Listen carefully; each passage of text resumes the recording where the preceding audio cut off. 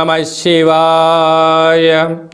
ఓం నమో నారాయణాయ. ఓం శ్రీ స్వర్ణాకర్షణ కాల భైరవాయ నమో నమః. ఓం శ్రీ నరదృష్టి నివారణాయ నమో నమః. అతిక్రూర మహాకాయ కల్పాంతర దహనోపమ శ్రీ అష్టకాల భైరవ దేవతాభ్యో నమో నమః. హరి ఓం. మా ఛానల్కి స్వాగతం. చూస్తున్న వీక్షకులకు ప్రేక్షకులకు ప్రియ కాళభైరవ భగవద్బంధులకి స్వాగతం పలుకుతూ మమ్మల్ని ఎంతగానో ఆదరిస్తూ ఉండబడినటువంటి ప్రియ సోదరీమణులకు సనాతన ధర్మ సంరక్షకులకు వీక్షకులకు మీ ఇంటి పురోహితుడిగా, మీ ఇంటి ఆస్ట్రాలజర్గా, మీ ఇంటి వాస్తు నిపుణుడిగా మీకు స్వాగతం పలుకుతూ ఈ శోభకృత నామ సంవత్సరానికి వీడికోలు పలుకుతూ ఈ సంవత్సరంలో ఉండబడినటువంటి అష్ట కష్టాలు ఈ సంవత్సరానికి స్వస్తి పలుకుతూ ఈ సంవత్సరంలో జరిగినటువంటి అద్భుతాన్ని, ఆనందాన్ని, ఐశ్వర్యాన్ని మూటగట్టుకొని రాబోయే కాలానికి స్వాగతం పలుకుతూ అందరిపైనను ఆ కాళభైరవ స్వామికి ఆశీస్సులు ఉండాలని కోరుకుందాం. మనకు 1వ తారీఖు 4వ నెల 2024 నుండి 8/4/2024 వరకు అనగా సంవత్సరానికి వీడుకోలు పలుకుతూ ఆదివారం రోజు మాస శివరాత్రి, సోమవారం పూట సోమవతి అమావాస్య సందర్భంగా మనం అందరం ఎలాంటి విధి విధానాలు పాటించడం వలన ఈ కష్టాలకు స్వస్తి పలుకుతూ రాబోయే కాలానికి శోభకృతనామ సంవత్సరానికి స్వాగతం పలుకుతూ ఎలాంటి ఐశ్వర్యాన్ని, ఎలాంటి ఆనందాన్ని పొందాలో ఈ వీడియోలో సవివరంగా సంపూర్ణంగా తెలుసుకుందాం. ద్వాదశ రాశుల్లో గ్రహ గమనాన్ని కూడా ఒకసారి వీక్షింపచేద్దాం. మేషరాశిలో బుధుడు మరియు గురు సంచార స్థితి, కన్యరాశిలో కేతు సంచార స్థితి, కుంభరాశిలో కుజుడు శుక్రుడు శని సంచార స్థితి, మీనరాశిలో రవి రాహుల సంచార స్థితితో గ్రహ గమనాలు ఈ విధంగా ఉన్నాయి.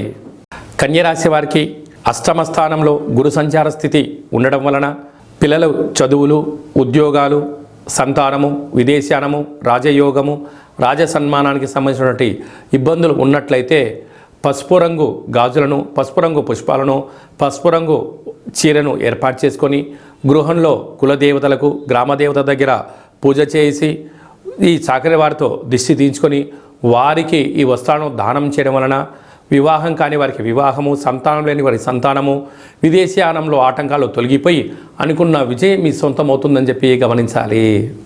ఈ తెలుగు సంవత్సరాది చివరి మాస శివరాత్రి సోమవారం అమావాస్య, సోమవతి అమావాస్య సందర్భంగా మనము ఈ సంవత్సరంలో ఉన్న కష్టాలను ఎలా స్వస్తి పలుకుతూ ఎలా స్వాగతం పలకాలి అన్నట్లయితే వీలైనంత వరకు గృహాన్నంతా శుద్ధి పెట్టుకొని వీలైతే పెయింట్స్ కానీ రంగులు కానీ వేయించేసుకొని నూతన వస్త్రాలను మనం ఏర్పాటు చేసుకోగలగాలి. అదే కాకుండా ఆదివారం రోజు మాస శివరాత్రి మహాదేవుడికి యథాశక్తిగా పంచామృతములతో, గరికెతో, నవధాన్యాలతో యథాశక్తిగా అభిషేకం చేసుకోవడం. ఎందుకనగా మహాశివరాత్రి అంటే వచ్చేటువంటి మొట్టమొదటి మాస శివరాత్రి అవ్వడం, తెలుగు సంవత్సరాదిలో శోభకృతి నామ సంవత్సరంలో చివరి మాస శివరాత్రి అవ్వడం, అలాగనే చివరి అమావాస్య అవ్వడం. అంటే మనము ఈ చివరి అమావాస్య అవగానే మనం ఏం చేస్తూ ఉంటామయ్యా అంటే మనకు పొలాల అమావాస్య అని, కొత్త అమావాస్య అని, అంటే ఒక్కొక్క ప్రాంతంలో ఒక్కొక్క రకమైన పేరు పిలవడం జరుగుతూ ఉంటుంది. కనుక ఎవరి ఆశీస్సులు మనకు ఉండలేకపోయినా పితృదేవతల యొక్క ఆశీస్సులు మనకు శ్రీరామ రక్ష, గ్రామ దేవతల యొక్క రక్ష మనకు శ్రీరామ రక్షగా భావించగలగాలి. ఎందుకనగా ఒక ఇంటికో పెద్ద ఎలా ఉంటాడో ప్రతి గ్రామానికి గ్రామదేవత పెద్దమ్మ తల్లి ఉంటుంది. రాయలసీమ ప్రాంతంలోనేమో పోలేరమ్మని, ఎల్లమ్మని, పోచమ్మ అని చెప్పుకుంటూ ఉంటాం. అదే మనం ఆంధ్ర వైపు వచ్చామనుకోండి నూకాలమ్మని, పెద్ద పెద్ద కార్యక్రమాలు అమ్మవారికి జరుగుతూ ఉంటాయి. మనకు తెలంగాణ రాష్ట్రానికి వచ్చేటువంటి లోపల మైసమ్మని, నల్లపోచమ్మని, విశేషంగా బంగారు మైసమ్మ అని చెప్పి పెద్దమ్మ తల్లి అంటాడు. అంటే ప్రాంతం ఏదైనా భావము ఒక్కటే, అమ్మవారు సహస్రాది రూపాలలో ఉంటారు. కనుక అమావాస్య రోజున తెలుగు సంవత్సరానికి అమావాస్యకు వీడుకోలు పలుకుతూ ఈ సంవత్సరంలో జరిగినటువంటి ఆటంకాలంతనూ కూడా తొలగింపజేసే శక్తి ఈ యొక్క కొత్త అమావాస్య అంటారు. అంటే కొత్త సంవత్సరానికి మనం స్వాగతం పలకబోతూ పాత సంవత్సరానికి వీడుకోలు పలుకుతూ ఈ కొత్త అమావాస్య రోజు మనం ఏం చేయాలి అన్నట్లయితే గతించినటువంటి పెద్దవారి యొక్క స్మరణ, వారి పేరు పైన మనము పశువులకు కానీ బ్రాహ్మణులకు కానీ స్వయం పాకం దానం ఏర్పాటు చేయడం. రెండవది కులదేవతలు. ఇష్టదేవతలు, గ్రామ దేవతల యొక్క పూజ.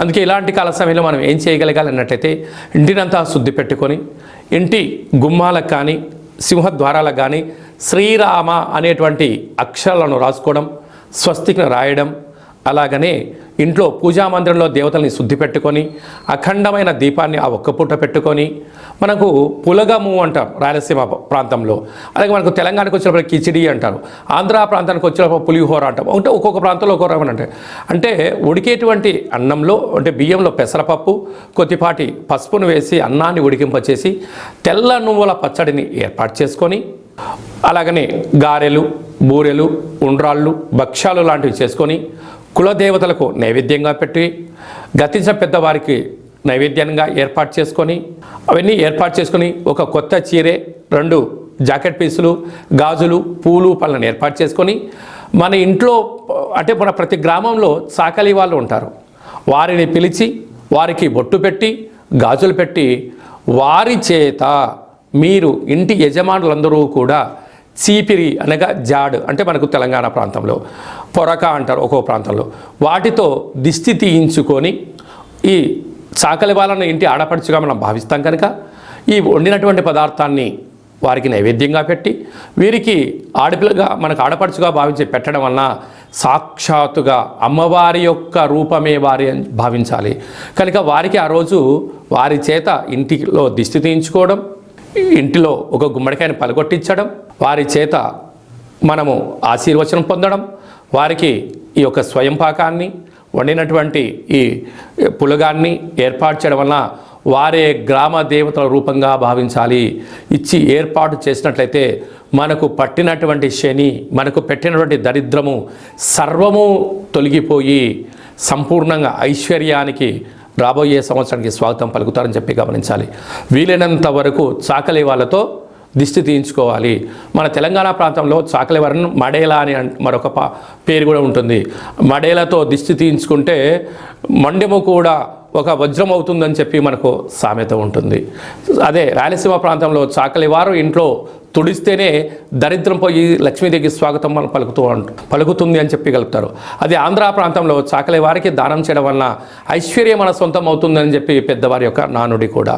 కనుక వీలైనంత వరకు ఆ ప్రయత్నం చేయండి. అలా కుదరలేనటువంటి ఎవరు ఉన్నట్లయితే ఈ కింది నెంబర్ సంప్రదించినట్లయితే మన యొక్క నరదృష్టి నివారణ దేవాలయంలో చాకలి వారితో మీకు దిష్టి తీయించి మీకు ఐశ్వర్యానికి స్వాగతం పలికే ఏర్పాట్లు చేయడం జరుగుతుంది.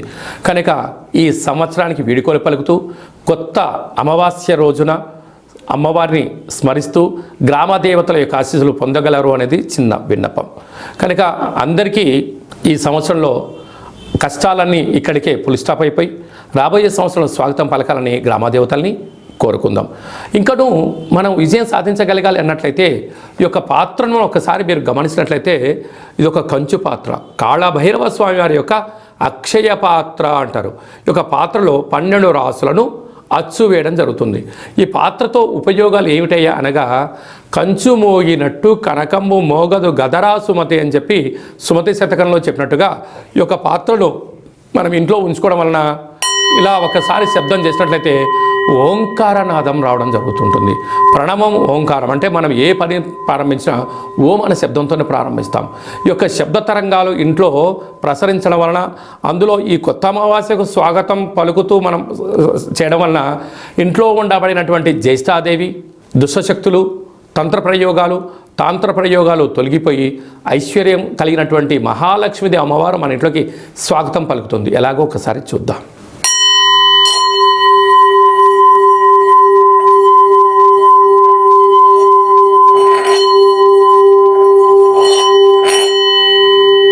ఈ యొక్క ఓంకారనాదాన్ని స్మరణ చేయడం వలన ఇంట్లో కాళభైరవ స్వామికి ఆశీలు కలిగి అమ్మవారి యొక్క ఆశీలు కలిగి అద్భుతం కలుగుతుంది. ఈ ఆసక్తి గలవారు ఈ అక్షయ పాత్రను ఎవరైతే సొంతం చేసుకుంటారో వారందరికీ కష్టాలు తొలగిపోయి ఐశ్వర్యం, నరదృష్టి, శత్రు ప్రభావాలు, తాంత్రిక ప్రయోగాలు తొలగిపోయి వ్యాపార ఆకర్షణ, జనాకర్షణ, వివాహం కాని వారికి వివాహము, సంతానం లేని వారికి సంతానము, ధనం కావాలనుకున్న ధనము, విదేశాన వెళ్ళాలి అనుకున్న వారు ఏదైతే కోరుకుంటారో అవన్నీ కాళభైరవుడు స్మరిస్తేనే ఇవ్వడం జరుగుతుంది. మీకు ఈ యొక్క అక్షయ పాత్రతో పిరమిడు, డాలరు, కంకణము మీకు ఏర్పాటు చేస్తూ పూజా కార్యక్రమాన్ని ప్రత్యక్ష ప్రసారంగా చూపించడం జరుగుతుంది. మీ పేరు పైన 41 రోజులు కూష్మాండ దీపాన్ని కూడా పెట్టడం జరుగుతుందని చెప్పి గమనించాలి. మీ వ్యక్తిగత జాతకం తెలుసుకోవాలనుకుంటున్నారా? మీ యొక్క పేరు, పుట్టినటువంటి తేదీ, నెల, సంవత్సరం, సమయం రాసి మీరు వాట్సాప్లో పంపించగలిగినట్లయితే సంపూర్ణమైనటువంటి జాతకాన్ని 100 సంవత్సరాల జాతకాన్ని వ్రాసి పంపించి మీరు పుట్టినప్పుడు గ్రహ గమనాలు ఎలా ఉన్నాయి, ప్రస్తుతం ఎలా ఉండబోతున్నాయి, రాబోయే కాలంలో ఎలా మారబోతున్నాయో సవివరంగా సంపూర్ణంగా తెలియజేయడం జరుగుతుంది. అలాగనే చాలామందికి డేట్ ఆఫ్ బర్త్లు ఉండవు. మీ పేరు యొక్క మొదటి అక్షరాన్ని అనుసరిస్తూ రాశిని తెలియజేస్తూ గ్రహ గమనాల పరిస్థితిని వివరిస్తూ రమణ శాస్త్రం ద్వారా అనగా గవ్వళ ద్వారా భూత, భవిష్యత్, వర్తమానాన్ని కాళభైరవ ఉపాసన చేత తెలియజేయడం జరుగుతుంది. ఆసక్తి గలవారు, జ్యోతిష్యం తెలుసుకోవాలనుకుంటున్నవారు, జ్యోతిష్యం అనగా భవిష్యత్తుని ముందే అంచనా వేయడం, దానికి అనుకూలంగా ముందుకెళ్ళడం కనుక తెలుసుకొని మిమ్మల్ని ముందుకు తీసుకెళ్లే ప్రయత్నం జరుగుతుంది.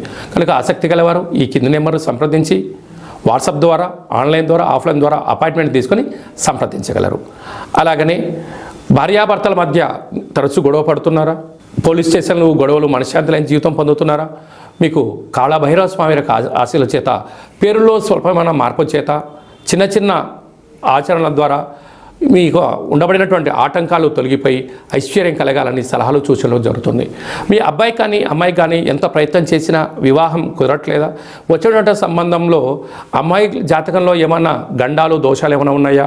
అంటే మన అబ్బాయి యొక్క జాతకంలో కానీ మన అమ్మాయి యొక్క జాతకంలో ఎలాంటి యోగాలు ఉన్నాయో కూడా మీకు తెలియచేయడం జరుగుతుంది. కనుక అందరికీ ఈ సంవత్సరానికి వేడుకోలు పలుకుతూ ఈ కొత్త అమావాస్య రోజున కాళికామాత, కాళభైరవ యొక్క ఆశీస్సులు పొందాలని కోరుకుంటూ ఆశీర్వచనం. ఓం కాళకాలాయ విద్మహే కాళాతీతాయ ధీమహి తన్నో కాళభైరవ ప్రచోదయాతు. శతమానం భవతి శతాయు పురుష సతేంద్రియ ఆయుష్యేవేంద్రియే ప్రతిష్టతి. ధనం ధాన్యం బహుపుత్రలాభం. 100 సంవత్సరం దీర్ఘమాయు. మహా అమావాస్య, మౌని అమావాస్య, దేవత కాళికా దేవత, కాళభైరవ దేవత అర్పణమస్తు. ఈ వీడియో మీకు నచ్చినట్టయితే లైక్ చేయండి, షేర్ చేయండి, మా ఛానల్ని సబ్స్క్రైబ్ చేసుకోండి. నేను చేస్తున్న వీడియోలో మీకు ముందస్తుగా నోటిఫికేషన్ రావాలి అన్నట్టయితే గడ్డ సింబల్ ప్రెస్ చేయండి, అలానే బటన్ కూడా తెలియచేయండి. ఈ యొక్క కొత్త అమ్మవారి యొక్క ఆశీస్సులు మీరు అదనంగా ఉచితంగా పొందాలి అన్నట్లయితే మీరు ఎవరి క్షేమానైతే కోరుకుంటున్నారో లేక మీ క్షేమాన్ని ఎవరితో కోరుకుంటున్నారో వారికి ఈ వీడియోను ఫార్వర్డ్ చేసి ధర్మాన్ని కాపాడుతూ అమ్మవారి యొక్క ఆశీస్సులు పొందగలరు.